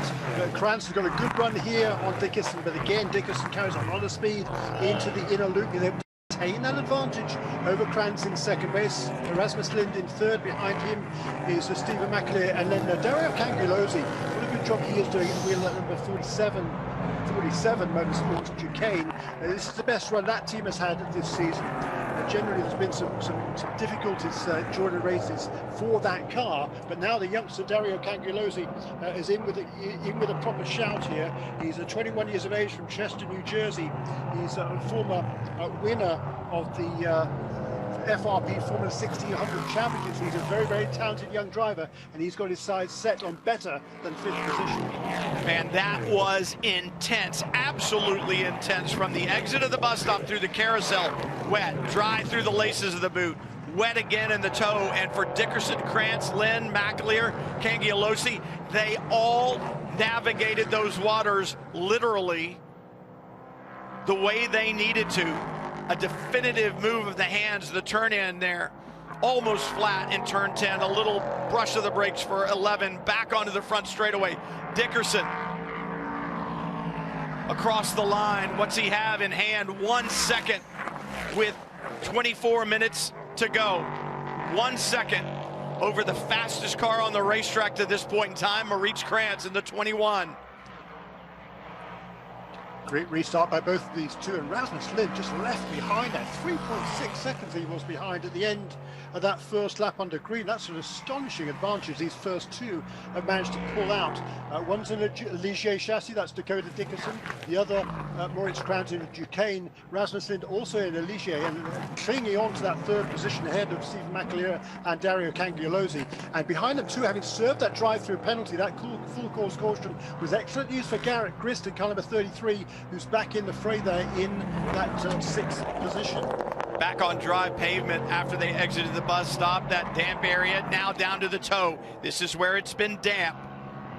You can see the pavement get dark again. It's beginning to get a dry line, but if you get off that line, it's going to be super slick. Still a sheen on the outer area of the racetrack there, so the temperature of the track, the temperature of the sun shining down, beginning to evaporate that water. The racetrack in those two areas is going to change every single lap. It should get better, but when do you let it all hang out? When do you go back to 100% through that area of the racetrack? It's a gamble. Perhaps that's a gamble that Rasmus Lind played early on the opening lap and lost that position, or lost that time, I should say, to Maurice Krantz in front, because the gap there is substantial.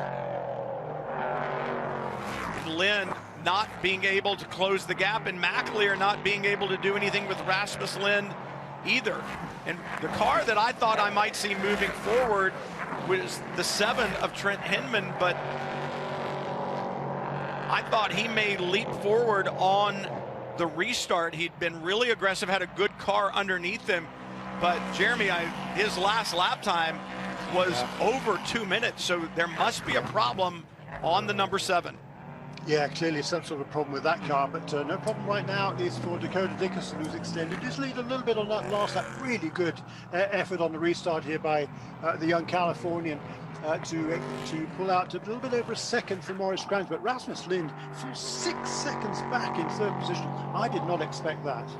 Hinman just coming through turn one while the leaders are in the toe of the boot, so a half a lap behind. There must be an issue with the number 7. Hinman not being able to do and not being able to respond after that restart. The 7 Ligier not up to speed, but up to speed definitely on the restart was Dakota Dickerson. And the last 2 laps that he has put in have been impressive. Now 1.9 seconds over Maurice Kranz. Yeah, and Dario Cangellosi, car number 47, he's running in the 5th position, but right behind him there, that's Colin Mullen, who's not on the lead lap, but he wants to try and get back on the lead lap if he possibly can. He's got a long way to go to do that, but unfortunately, he's clearly got a quick car, has Mullen, and he's putting the pressure on Dario Cangellosi, and I think as a result of that, Cangellosi kind of lost touch a little bit with that battle ahead of him between Rasmus Lind and Stephen McAleer as Mullen makes that part into turn 1. Good move by the young Californian. So watching this battle here, Cangellosi going the wrong direction. Garrett Grist in the 33 now by as the leaders head into the bus stop.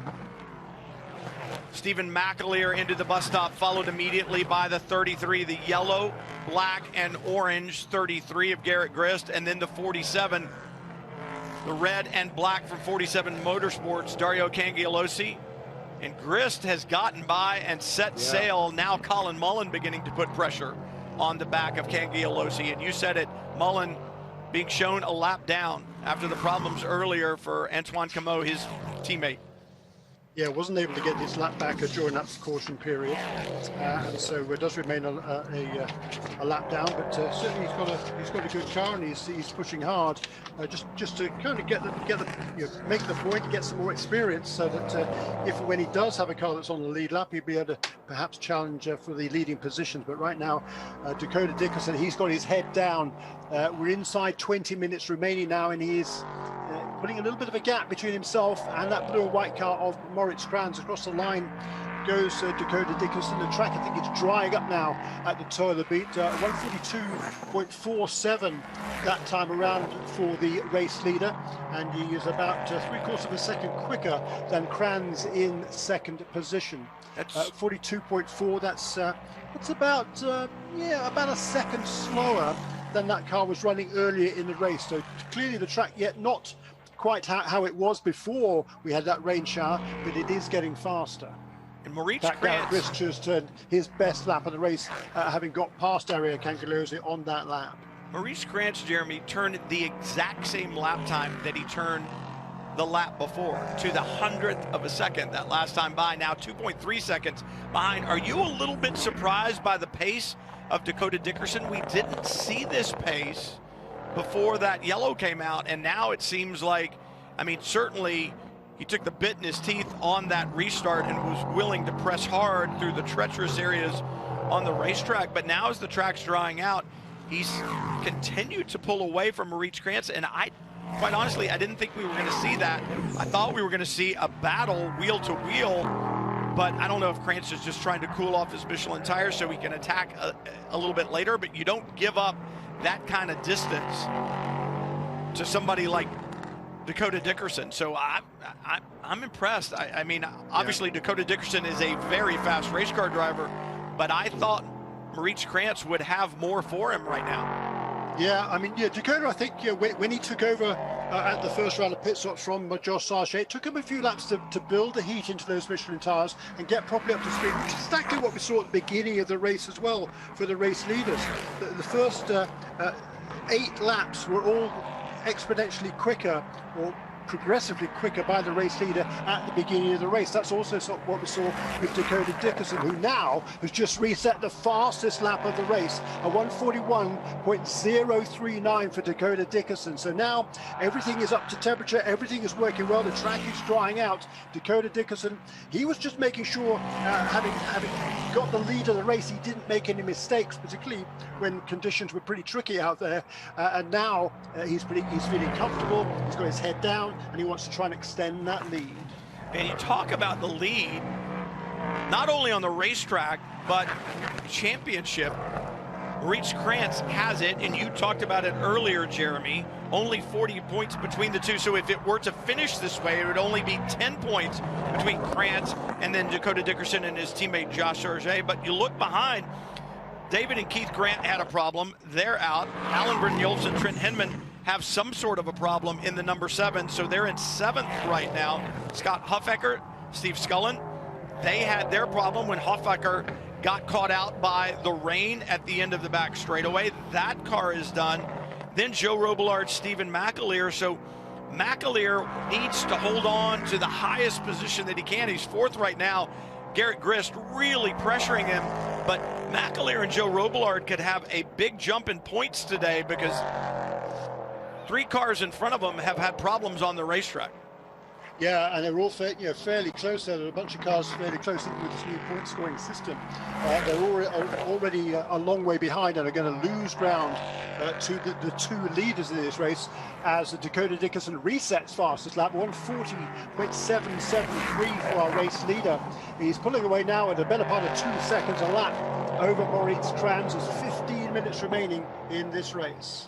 15 minutes is a long way to go, and that's exactly what our leader Dakota Dickerson has in front of him. He and Josh Sargent looking for their first victory together and the first win in 2021. They would become only the 3rd driver pairing to win. I say driver pairing. Maurice Krantz has won 2 on his own. Alan Brynjolfsson, Trent Hinman won at Sebring, and like I said, 15 minutes is a long way to go, so I'm far from giving it to him right now, but it just shows you the dominance that Krantz has had.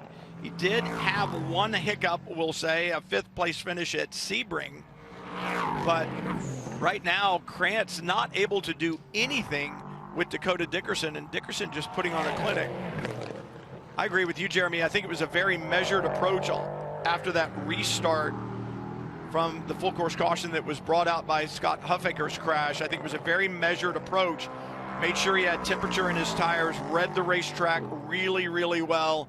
He's a very smart young man, really read the racetrack each time through, and then just got to a point where he said, it's good to go, and pulled the trigger. And the lap time last time by was a 40.82. What is it this time for Dakota Dickerson? And then we'll look for the lap time of Maurice Krantz.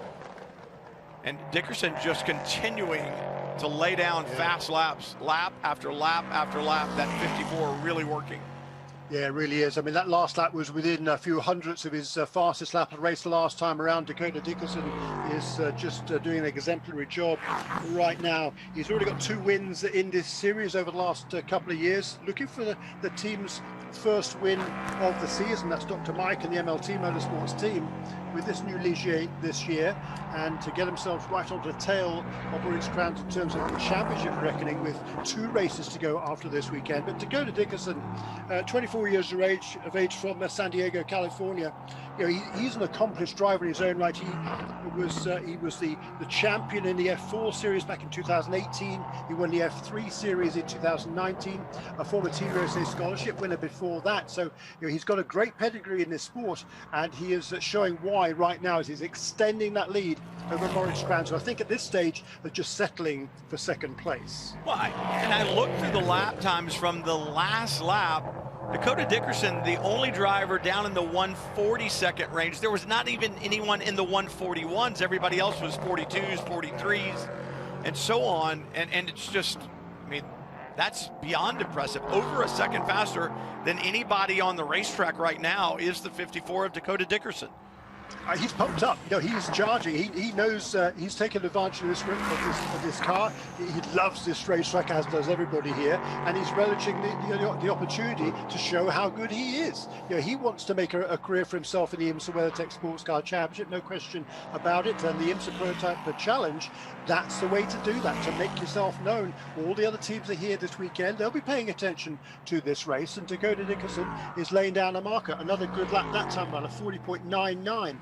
To again extend that lead now by well over a second and a half each lap. He's pulling away from the championship leader, Moritz Kranz. Yeah, it's just unheard of. We talk about different chassis manufacturers in Prototype Challenge, 2 different chassis out on the racetrack right now. So it's not a single make series, but still the competition is so close. We saw that in qualifying, and Dickerson is just in another league right now. The last lap of a 140.99, as you say, and not only another good lap, but just a 10th off the lap before that. So the consistency right now for the 54, I think that's when you look at it, Jeremy, and you say, I know this driver has a good car underneath him, because it's not just a fast lap, it's fast laps consistency, lap after lap after lap. Yeah, and that's exactly what you want to see in a young driver, is that consistency, whether they're, particularly when they're out in the lead on their own, just not making any mistakes, just turning consistent laps. That's what you're going to do to make a championship challenge, is consistency. That's one of the keys to big success in this sport, as we see Stephen McAleer running in the 4th position, and he has got his mirrors full there. That's is he? Garrett Grist there in the 33. And I think McAleer has kind of answered the pace of Garrett Grist, Jeremy. Earlier, Grist was on that charge to the front. Remember, he got past Dario Cangialosi and had hunted down McAleer from a good ways back. But McAleer has really reached deep down and has found a way to keep Grist behind him, because Stephen, another one of these young Chargers, he's trying to move he and Joe Robillard forward in the championship. He knows what's going on the racetrack. He knows who's out of contention for this, and he knows that they can gain big time in the championship, and they'll gain even more if he can stay in 4th, stay ahead of Garrett Grist. And once again, just inside 10 minutes to go, about 9.5, anything can happen. 4th could turn to 3rd, could turn to 2nd. You never know. So you stay out there, you stay in front, and you push all the way to the end. That's exactly what Stephen McAleer is doing. Garrett Grist is kind of like hit a roadblock when he got to the rear wing of the 43. Yeah, that's true. That's true. And this is his. He's joined Ari Balog for this race. Ari's already missed one of the races this season in that Junior 3 race in car number 33, running in the Airbnb colours. But Garrett Grist, he's got the call to drive this car this weekend. Very talented young Canadian driver, another talented young driver.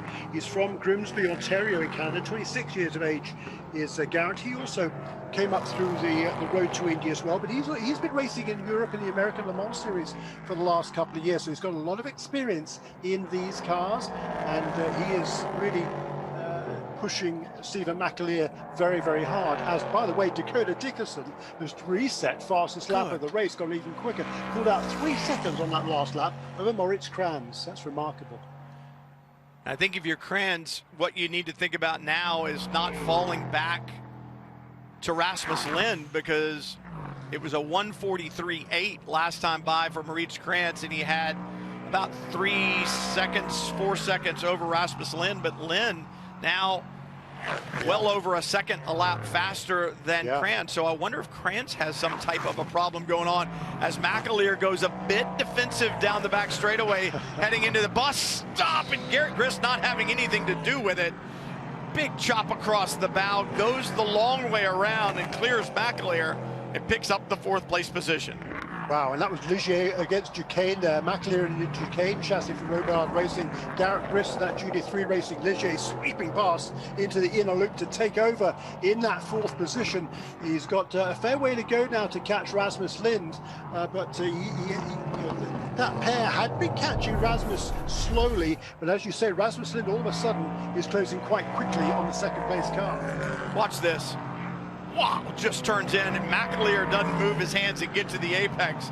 that one would have been big. And I think that's Stephen McAleer just saying, you know, we need to live to fight another day. For Garrett Grist, his first appearance in IMSA Prototype Challenge in 2021. You said he has plenty of experience in type. He certainly does. He's run here before. His first appearance, and he's a man on a mission. All he has to do is focus forward and do one thing. That's get that 33 as far forward as he can. Stephen McAleer needs to think about Joe Robillard and moving up in the championship, and that could have been ugly right there. Grist just got to a point where he said, I'm going, and you're either going to let me go or I'm taking you with me. Yeah. That was his Dakota Dickerson. Another new fastest lap on the race, 40.67, clips another tenth of a second off his previous best. Hey, Dakota, there's only 6 minutes to go. You don't need to push this hard right now. You better not make a mistake, I can tell you that, because he's got a 13-second lead now over Moritz Kranz in second place, and the gap from second to third, 4.4 seconds, so it didn't change on that last lap. It was the previous lap was Rasmus Lind was a second quicker than Kranz. Kranz upped his game on that last lap and it was able to stabilize that differential between second and third place cars, but there's no catching Dakota Dickerson right now.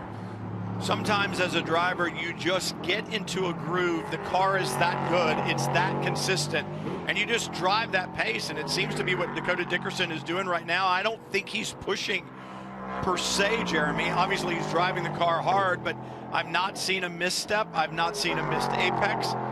It's been smooth sailing. But the other thing I will give you is it takes a car that's set up well, it takes a driver on his game, but it also takes a pretty phenomenal tire to be this consistent, and the Michelin tires on these LMP3 cars are just that, or Dickerson couldn't do what he's doing. There's the 7 of Trent Hinman trying to hold down the 7th position. Looking at the lap times there, he's been able to get some lap time back out of the 7, but I was surprised, Jeremy, that he wasn't able to fight on that restart and get up in the battle there for a top 5 position.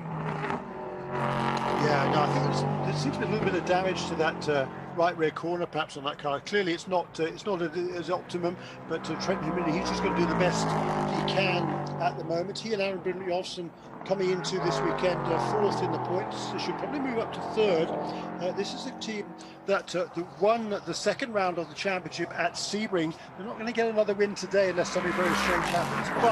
But given all that's happened during this race for Aaron Brynjolfsson and Trent Hinman, to come away with a 7th place finish, a lot better than it could have been. Absolutely, and when you look at the points again, we talked about it, the Grant brothers in 3rd in the championship, they've had big problems. So has Scott Huffaker, Steve Scullin in the 46. They were in the 5th position in the championship.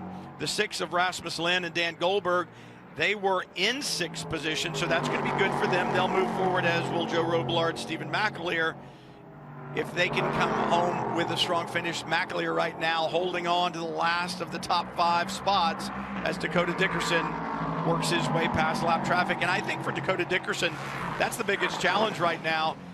The car is just so good and he's in such a groove, nothing can really disturb that other than lap traffic. You just don't want to catch these cars at the wrong time and have someone not see you and make a forceful pass on them and then have that driver turn down on you. So Dakota, I'm sure, will be a little more conservative with some of the passes here, obviously with 3 minutes, just over 3 minutes to go. Yeah. And almost 15 seconds in hand. And what an impressive drive it has been here in the last 15 minutes. Really, after that restart, the way he read the racetrack as it changed, the way he brought the tires up to temperature and built that car up to where he could really lean on it hard and pull away from Moritz Kranz. Just really a textbook, a very heady, a very mature drive from Dakota Dickerson. It certainly has been, and you won't be the white flag this time around. It will be the white flag next time around. So 2.5 laps to go, less than that now for Dakota Dickerson. I'm looking though at the 3rd second, third and fourth. On that last lap, Rasmus Lind in third position in car number 6 and Garrett Grist both turned their fastest laps of the race. Grist in fourth for Junior 3 Racing in that car number 33 reset fastest lap of the race, quicker even than Dakota Dickerson, 140.642 for that car number 33. He was 4 seconds behind, Garrett Grist was behind Rasmus Lind the last time by, and he too has found the magic that Dakota Dickerson has had. The 33, another Ligier chassis, seeming to come good in the hands of Garrett Grist. And once Grist got past McAleer, the lap times began to fall. Rasmus Lind can't answer that pace, but I think for Garrett Grist, he may be running out of time to catch Rasmus Lind. Catching Lind is one thing. Yeah. Getting by him with time remaining is something entirely different. Well, it certainly is, but he's certainly charging hard.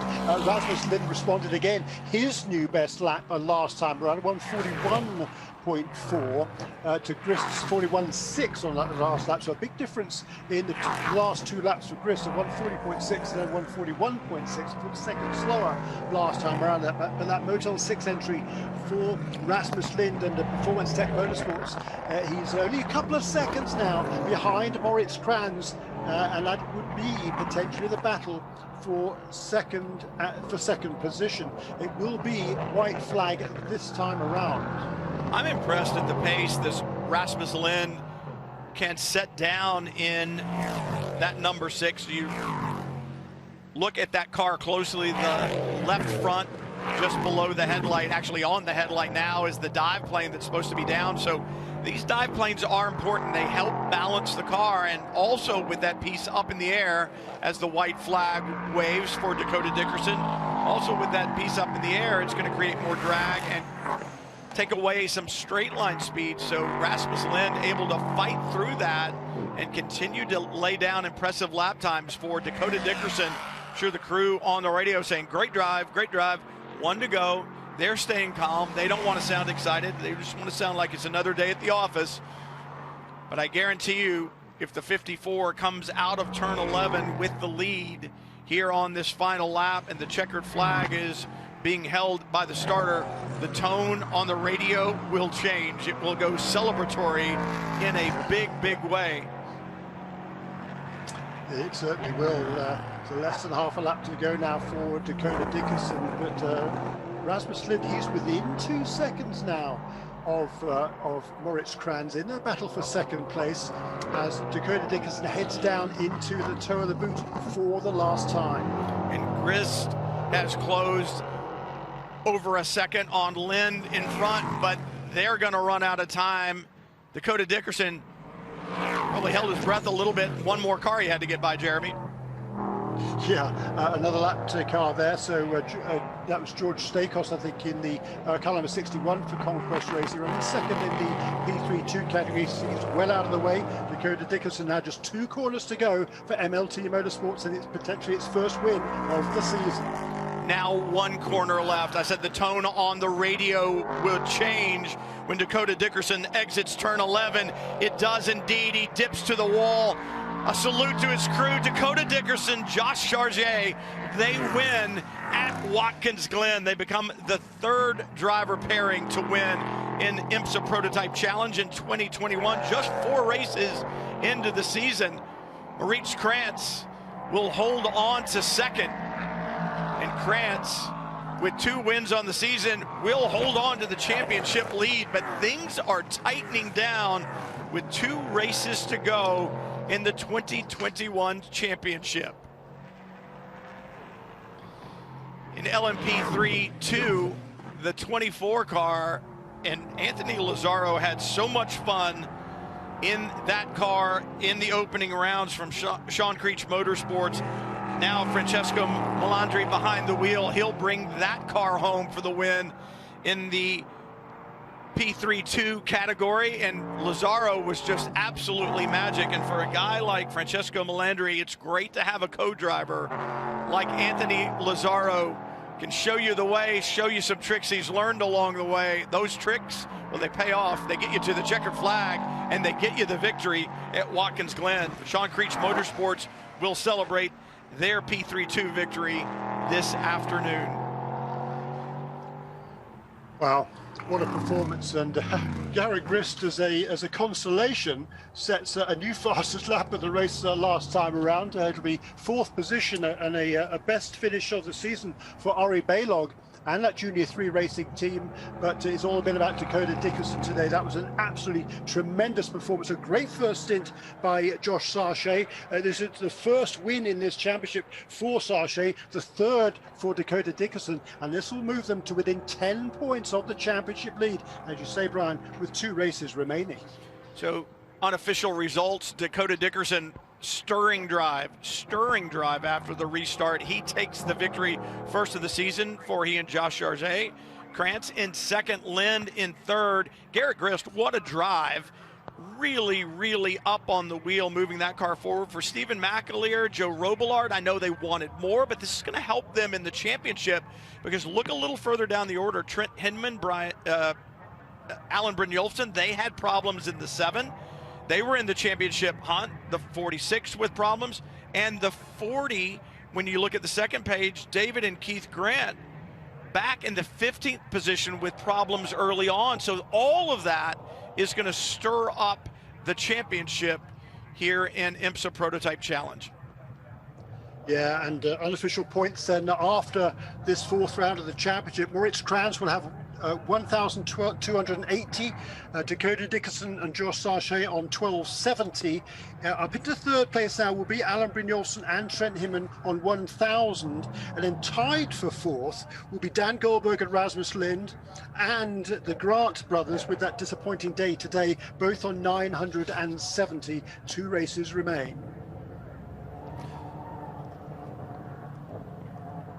Huge celebration in victory lane.